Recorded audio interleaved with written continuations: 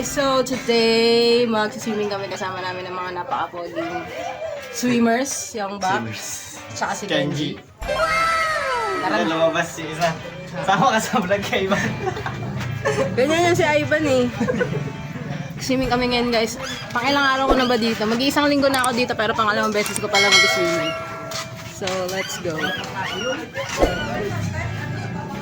Ay, eto pala guys. Papakilala ko sa inyo ang mga malalakas mag-inom ng Agbalete. Yung account kay follow natin. Ito nga pala si... Ate, pakilala ka ate. Grace! Oy, pakilala ka na daw. Mariela. Ito ang mga kamag-anak ni Ivan. Welcome guys, ito pa mga mag-iinom na kagbalite. Ate, pakilala ka. Ewa. Ate. Parang famous na famous to yan. Meron silang tilapia and mulmul. Mulmul yun. Ha? Ay, mulmul. And pancet. Mag-swimming muna kami guys. Enjoy lang kayo dyan. Tuturuan nila ako mag-swimming. Let's go. So guys, mag-swimming kami sa kabilang part ng island. Kabilang part ako laman lang. Kaya naglalakad kami ngayon. Tatry naman namin kung sa kabilang side kung ano. Hey tayo guys. Ano, may baliktad pala. Diba? Tatry namin kung maalat pa din yung dagat doon. Balita ako medyo matamis-tamis din. Medyo ang kumamalamis. This is their simbahan. Kit no? Right turn, right turn. Kumanan. Anong tawag sa lugar na to? Bakit pupuntahan natin? Bakit pait? Matamis. Visit ka. Bakit pait pangalan? Ay, masarap dumaan at Ha? yan, yan. Okay. Bilis ka usap na. Wearing jersey. Number. There's no number. Okay, ako magtutur sa kanila so maliligaw kami. Siyempre dito tayo. Tama pa ba? Mali. Tama. Oo, tama eh. Ano sabi mo? Babae ka mali. Tataas ng damo oh. Katama rin. Mataas pa sa akin. O, punggok lang talaga ako. Malalang lakaran pala muna to bago tayo makakaswim. Okay, pampadagdag ko ito. Guys, after ng mga ilang minuto tayong naglakad ba? Mga 30 minutes I think. This is the other side of the island. Look at that. Wow. Daming bisita na ngayon. It's ano na. Holy Thursday. Marami ng bisita.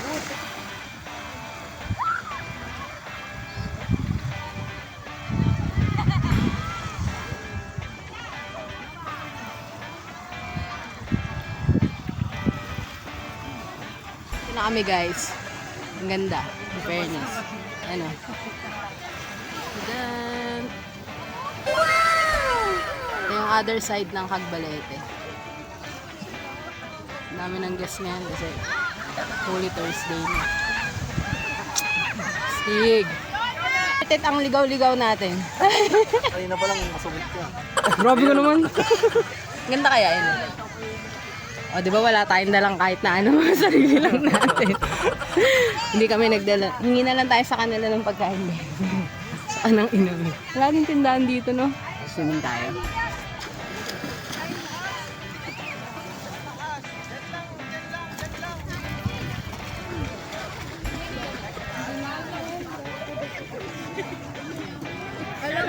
Ginawa sa ano?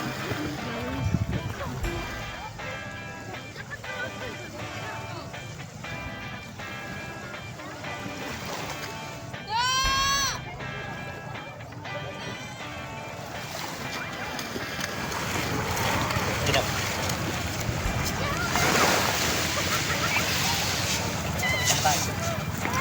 Right guys, tapos na kami mag-swimming. Ang F4 ng Agbalete. Picture. Ito tayo, para kita yung dagat. Ito ang mga naka-tent. Ito sa Agbalete. Ganda.